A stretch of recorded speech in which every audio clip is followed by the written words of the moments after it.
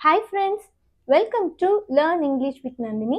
இன்னைக்கு நம்ம கிளாஸ்ல என்ன பார்க்க போறோம்னா ஃப்ரீ ஸ்போக்கன் இங்கிலீஷ் சீரீஸோட நெக்ஸ்ட் வீடியோ தான் பார்க்க போறோம். இங்கிலீஷ் பேசுறதுக்கு இந்த டாபிக்கும் ரொம்பவே முக்கியம். இது இல்லாம நம்ம எந்த ஒரு சென்டென்ஸையுமே எழுதவோ பேசவோ முடியாது. ஸோ இங்கிலீஷ்ல பேசிக்கான டாபிக்ல இதுவும் ஒன்று. ஸோ இதை தெரிஞ்சுக்கிட்டாலே நம்மளால ஈஸியா ஒரு சென்டென்ஸை மேக் பண்ணி பேசவும் முடியும், எழுதவும் முடியும். அதுக்காக தான் இந்த வீடியோவை இன்னைக்கு நம்ம பார்க்க போகிறோம். இந்த டாபிக் பார்த்தீங்க அப்படின்னா ரொம்பவே இன்ட்ரெஸ்டிங்காக இருக்கும், ரொம்பவே யூஸ்ஃபுல்லாகவும் இருக்கும். நீங்கள் ஸ்கூல் ஸ்டூடெண்ட்ஸாக இருந்தீங்க அப்படின்னா கண்டிப்பாக எல்லா இங்கிலீஷ் எக்ஸாம்லையுமே இந்த கொஸ்டின்ஸ் இல்லாமல் இருக்காது. ஸோ வீடியோவை ஸ்கிப் பண்ணாமல் கவனமாக பாருங்கள். இப்போ தான் நீங்கள் இங்கிலீஷ் கற்றுக்க போகிறீங்க அப்படின்னா நம்ம சேனலை கண்டிப்பாக சப்ஸ்கிரைப் பண்ணி வச்சுக்கோங்க.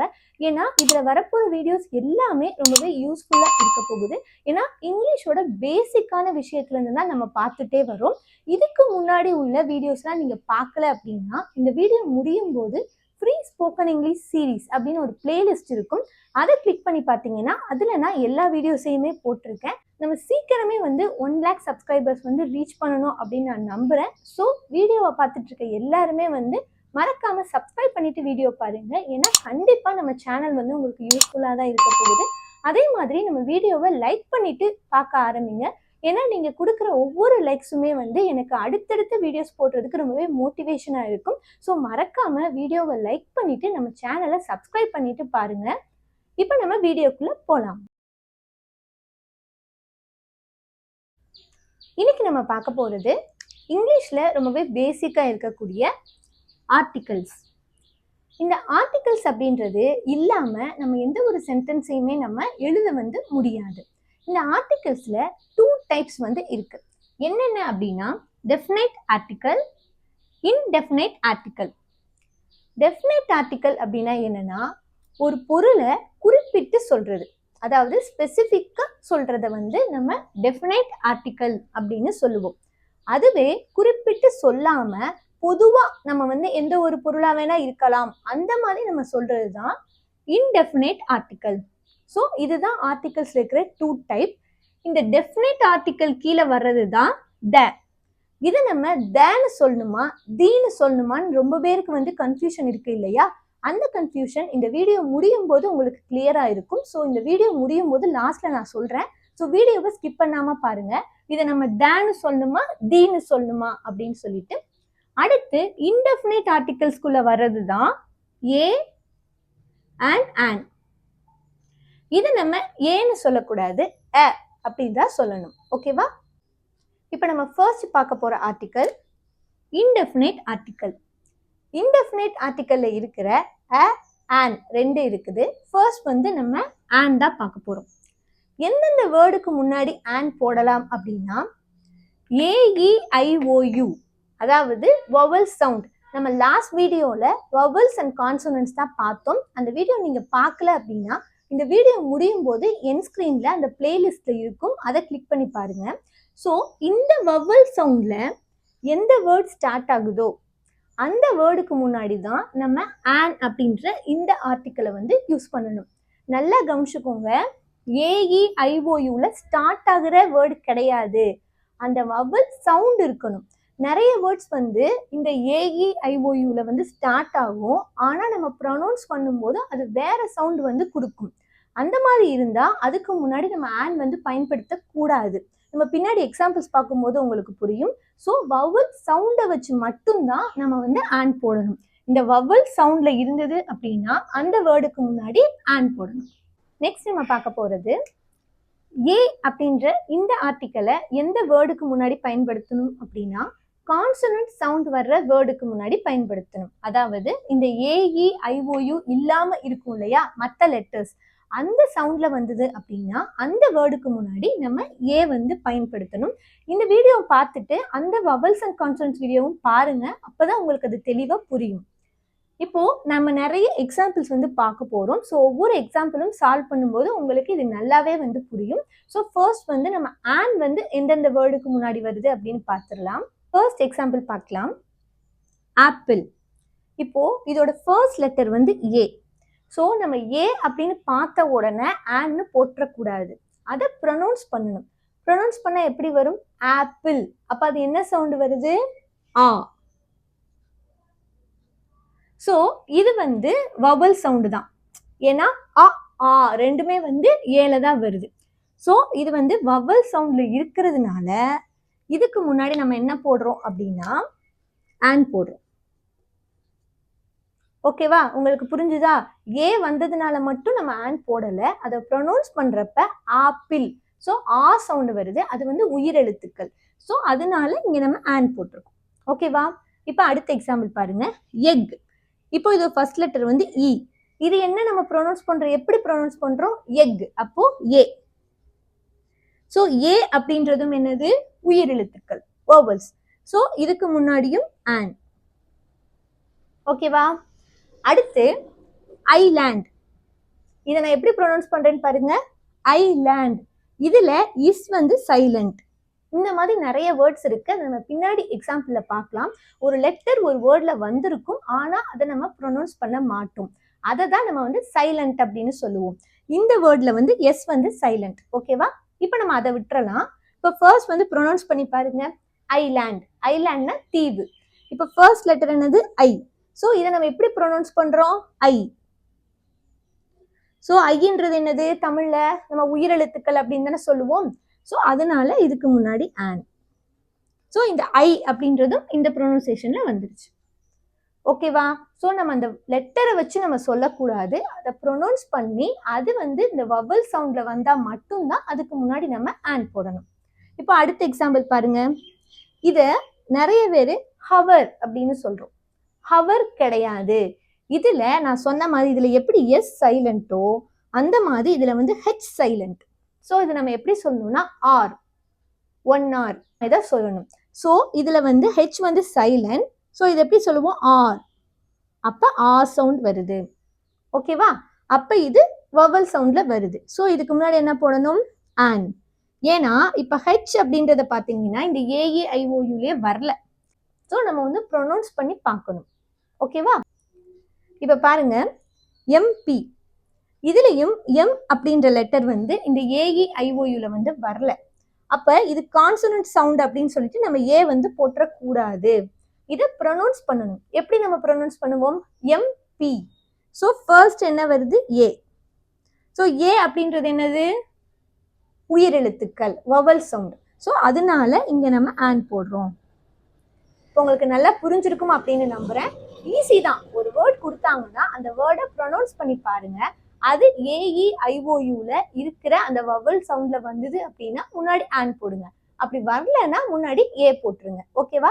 இந்த வவல் சவுண்ட் வந்து என்னன்னா உங்களுக்கு ஈஸியா ஞாபகம் வச்சுக்கணும்னா இதை நீங்க தமிழ்லயே எழுதலாம். தமிழ்ல வந்து உயிரெழுத்துக்கள் எத்தனை இருக்கு? 12 இருக்கு. ஸோ அது என்னது? ஆ, ஆ, இ, ஈ, உ, ஊ, ஏ, ஏ, ஐ, ஓ, ஓ, ஔ. இதைதான் நம்ம என்ன சொல்லுவோம்?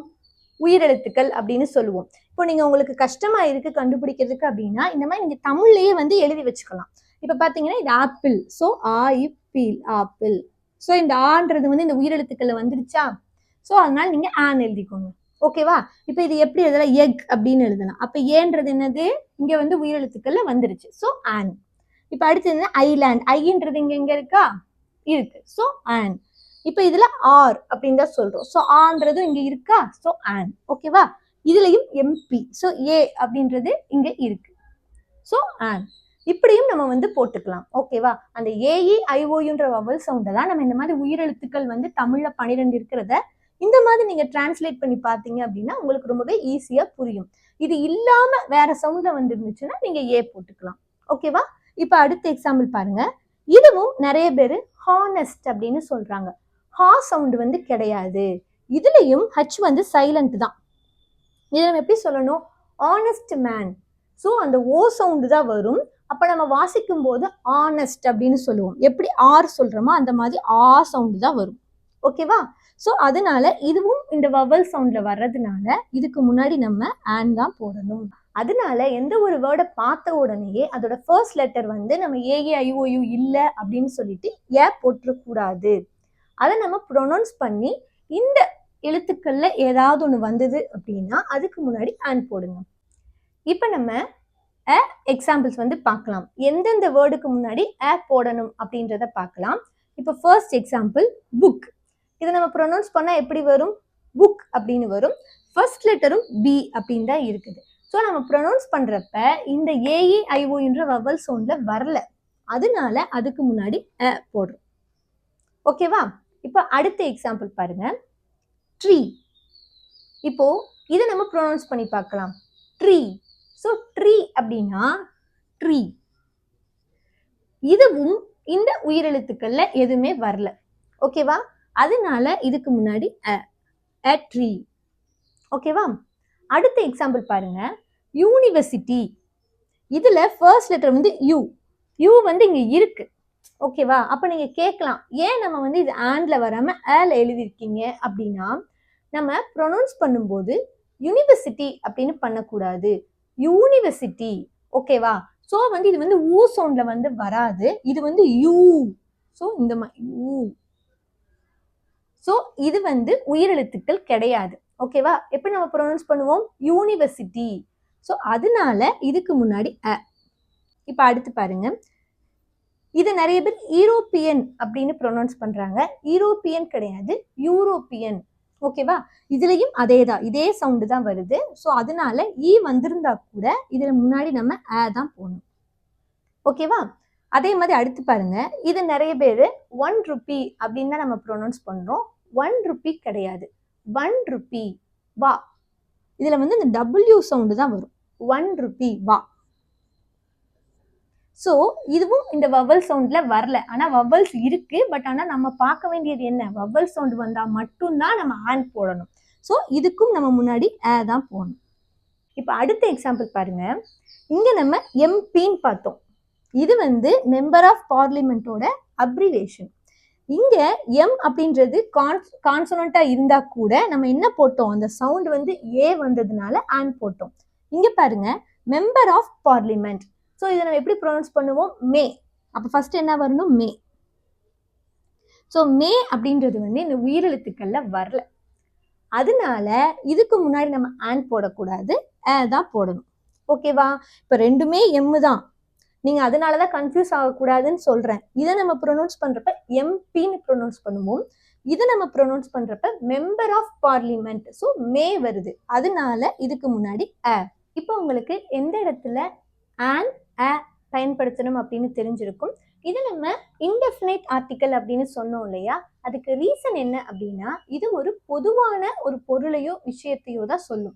இப்போ ஆப்பிள் அப்படின்னு இருக்குது, ஆப்பிள்ல நிறைய வகைகள் இருக்குது. ரெட் ஆப்பிள் இருக்கு, கிரீன் ஆப்பிள் இருக்கு. ஆனா நம்ம பொதுவா ஒரு ஆப்பிள் அப்படின்னு சொல்றோம். அது வந்து எந்த ஆப்பிளா வேணா இருக்கலாம். ஸோ இந்த மாதிரி நம்ம பொதுவா சொல்லும் போது பயன்படுத்துறது தான் இன்டெஃபினைட் ஆர்டிக்கல். ஓகேவா? அதே மாதிரி இங்க பாருங்க, a book. புக் அப்படின்றது எந்த புக்கா வேணா இருக்கலாம், நம்ம பொதுவா ஒரு புக் அப்படின்னு சொல்றோம். அதனாலதான் இங்க நம்ம பயன்படுத்தி இருக்கோம். ஸோ இது ரெண்டுமே வந்து இன்டெஃபினைட் ஆர்டிக்கல். இப்போ ஒரு குறிப்பிட்ட பொருளையோ இல்ல ஒரு விஷயத்தையோ சொல்லணும் அப்படின்னா அதை நம்ம டெஃபினைட் ஆர்டிக்கல் அப்படின்னு சொல்லுவோம். அதுல வந்து என்ன வருதுன்னா த. இதை நம்ம த அப்படின்னு ப்ரொனவுன்ஸ் பண்ணணுமா, தி அப்படின்னு ப்ரொனவுன்ஸ் பண்ணணுமான்றத பார்க்கலாம். இது வரக்கூடிய இடத்தை பொறுத்து தான் நம்ம அதை தேன்னு சொல்லணுமா தி அப்படின்னு சொல்லணுமான்னு இருக்கு. இப்போ நம்ம அதை பத்தி தான் பார்க்க போறோம். இப்போ நம்ம இந்த த அப்படின்றத தேன்னு சொல்லணுமா தீன்னு சொல்லணுமா அப்படின்னு தான் பார்க்க போறோம். இது வரப்போற இடத்தை பொறுத்து இதை நம்ம வந்து ப்ரொனவுன்ஸ் பண்ணணும். இப்போ கான்சோனன்ட் சவுண்ட் வர்ற அந்த வேர்டுக்கு முன்னாடி இது வந்தது அப்படின்னா அப்ப நம்ம த அப்படின்னு சொல்லணும். வவல் சவுண்ட் வர்ற வேர்டுக்கு முன்னாடி இது வந்தது அப்படின்னா அப்ப நம்ம அதை தீன்னு சொல்லணும். இப்போ லயன் அப்படின்னு இருக்கு, இதோட சவுண்ட் என்ன? லா. ஸோ அது வந்து கான்சோனன்ட் சவுண்ட், அதுக்கு முன்னாடி வர்றதுனால இதை நம்ம த லயன் அப்படின்னு தான் சொல்லணும். இப்போ அடுத்து வவல் சவுண்ட், இப்போ ஆப்பிள் அப்படின்னு இருக்குது. ஸோ இந்த ஆப்பிள் அப்படின்றதுக்கு முன்னாடி நம்ம இந்த டெஃபினைட் ஆர்டிக்கலை போடுற மாதிரி ஒரு சுச்சுவேஷன் வந்தது அப்படின்னா அப்போ நம்ம இதை த ஆப்பிள்னு சொல்லக்கூடாது, தி ஆப்பிள் அப்படின்னு தான் சொல்லணும். இது ஏன் நம்ம இந்த இடத்துல தி போட்டிருக்கோம் ஆன் போடாம அப்படின்றதுக்கு நான் பின்னாடி எக்ஸ்பிளனேஷன் கொடுக்குறேன். இப்போ நம்ம எந்த இடத்துல தன்னு சொல்லணும், எந்த இடத்துல தி அப்படின்னு சொல்லணும்னு தெரிஞ்சுக்கோங்க. இப்போ எந்தெந்த இடத்துல இந்த நம்ம டெஃபினைட் ஆர்டிக்கிளை வந்து பயன்படுத்தணும் அப்படின்னு பார்க்கலாம். Talking about a particular things, ஒரு குறிப்பிட்ட பொருளை வந்து நம்ம ஸ்பெசிஃபை பண்ணி சொல்லும் போது அதுக்கு முன்னாடி நம்ம இந்த த அப்படின்றத வந்து பயன்படுத்தணும். அதே மாதிரி ஆல்ரெடி மென்ஷன், இப்போ ஒரு தடவை அந்த பொருளை பத்தி நம்ம சொல்லியிருப்போம், அடுத்த தடவை அதே பொருளை பத்தி நம்ம சொல்லும் போது அதுக்கு முன்னாடி தான் நம்ம த வந்து பயன்படுத்தணும். இப்போ எக்ஸாம்பிள் பார்க்கலாம். ஐ saw டேஷ் கேட். இப்போ இதுதான் நம்ம ஃபர்ஸ்ட் டைம் வந்து சொல்றோம். நான் ஒரு பூனையை பார்த்தேன் அப்படின்னு தானே சொல்லுவோம். அப்போ நான் ஒரு பூனையை பார்த்தேன், அது வந்து ஒரு காமனா நம்ம ஒரு பூனையை வந்து சொல்றோம். ஸோ அப்ப இது வந்து இன்டெஃபினைட் ஆர்டிகல்ஸ்ல தான் வரும். இப்போ கேட் அப்படின்றத எப்படி ப்ரொனவுன்ஸ் பண்ணலாம்? Gate, K. ஸோ இது வந்து உயிரெழுத்துக்கள்ல வரல, அதனால இதுக்கு முன்னாடி நம்ம என்ன பண்ணணும்? ஏ போடணும். ஐ saw a cat, நான் ஒரு பூனையை பார்த்தேன். இப்போ அடுத்து பாருங்க, dash gate was on the roof, அந்த பூனை எங்க இருந்தது? ரூஃப்ல இருந்தது. ஸோ ஃபர்ஸ்ட் டைம் நம்ம சொல்றப்ப ஒரு பூனைன்னு சொல்றோம் தமிழ்லயே, அடுத்து நம்ம சொல்றப்ப அந்த பூனை அப்படின்னு தான் சொல்றோம் இல்லையா? திரும்ப நம்ம ஒரு பூனைன்னு சொல்றது இல்லை. அதனால இந்த கேட்டுக்கு முன்னாடி நம்ம தேவை பயன்படுத்தணும். ஓகேவா? இப்போ இந்த இடத்துல பாருங்க, கேட் அப்படின்றது கான்சோனன்ட் சவுண்ட். நான் முன்னாடியே சொன்ன மாதிரி இங்க நம்ம ப்ரொனவுன்ஸ் பண்ணும்போது த கேட்னு தான் சொல்லணும், தி கேட்னு சொல்லக்கூடாது. ஓகேவா? ஸோ இதுதான். இப்போ நம்ம ஏற்கனவே சொன்ன ஒரு பூனைய திரும்ப நம்ம சொல்லும் போதுதான் அதுக்கு முன்னாடி நம்ம டெஃபினைட் ஆர்டிக்கலை வந்து பயன்படுத்தணும். ஓகேவா? இப்போ அடுத்து இது பார்க்கலாம்.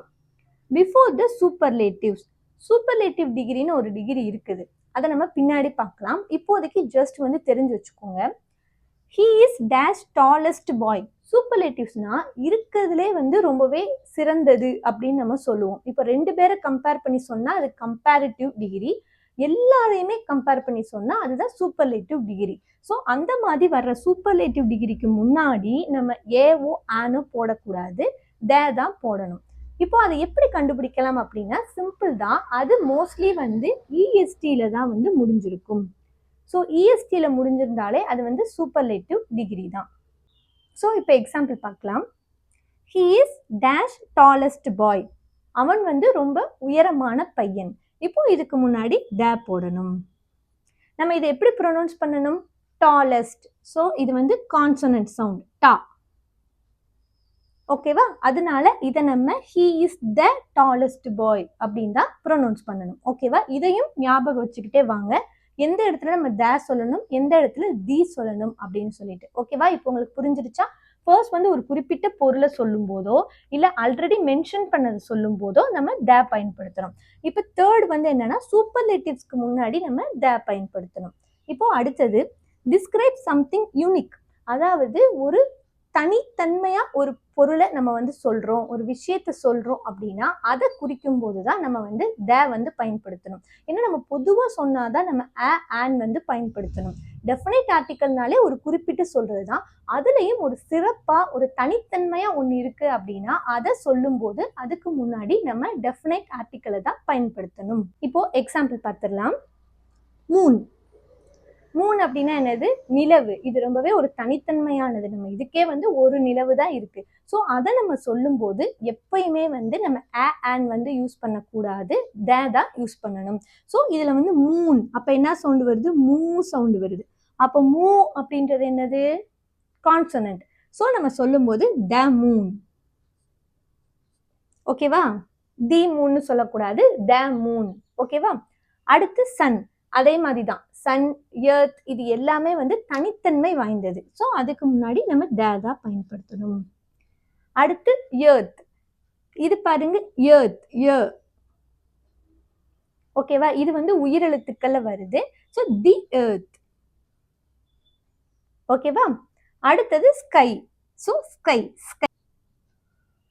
ஸோ இதுக்கு முன்னாடி த ஸ்கை. இப்போ உங்களுக்கு புரிஞ்சிருக்கும் அப்படின்னு நினைக்கிறேன். ஒரு வந்து தனித்தன்மையான ஒரு விஷயத்தை நம்ம சொல்லும் போது அதுக்கு முன்னாடி வந்து த பயன்படுத்தணும். இப்போ அடுத்தது பிஃபோர் கண்ட்ரீஸ், ரிவர், ஓசன். இப்போ ஒரு கண்ட்ரியை வந்து நம்ம சொல்லும் போதோ, ஒரு ஆறு, ஒரு பெருங்கடல் இதெல்லாம் நம்ம சொல்லும் போதும் அதுக்கு முன்னாடி நம்ம வந்து த பயன்படுத்தணும். இப்போ சைனா, இது ஒரு நாடு. ஸோ அதுக்கு முன்னாடி என்ன பயன்படுத்தணும்? த சைனா. அதே மாதிரி நைல் அப்படின்றது ஒரு ரிவர். ஸோ அதுக்கு முன்னாடி த நைல். ஓகேவா? இதுல வந்து நம்ம ஆன் வந்து பயன்படுத்தக்கூடாது. அடுத்தது மியூசிக்கல் இன்ஸ்ட்ருமெண்ட்ஸ். இப்போ நம்ம மியூசிக்கல் இன்ஸ்ட்ருமெண்ட்ஸ் வந்து நிறைய இருக்கு இல்லையா? அதை நம்ம சொல்லும் போதும் அதுக்கு முன்னாடி நம்ம டெஃபினைட் ஆர்டிகல்ஸ் தான் பயன்படுத்தணும். அதாவது த வயலின். இப்போ உங்களுக்கு புரிஞ்சிருக்கும் அப்படின்னு நினைக்கிறேன். இந்த கேட்டகரியில வந்தது அப்படின்னா அதை நம்ம சொல்லும் போது த வந்து பயன்படுத்தணும். பொதுவா ஒரு விஷயத்த ஒரு பொருளை சொல்லும் போது நம்ம பயன்படுத்துறது தான் அண்ட். வீடியோ உங்களுக்கு நல்லா புரிஞ்சிருக்கும் அப்படின்னு நினைக்கிறேன். இவ்வளோதான் ஆர்டிகல்ஸ் அப்படின்றது. நீங்க ஸ்கூல் ஸ்டூடெண்ட்ஸா இருந்தீங்க அப்படின்னா எல்லா எக்ஸாம்லயுமே இந்த கொஸ்டின்ஸ் வந்து கண்டிப்பா இருக்கும்.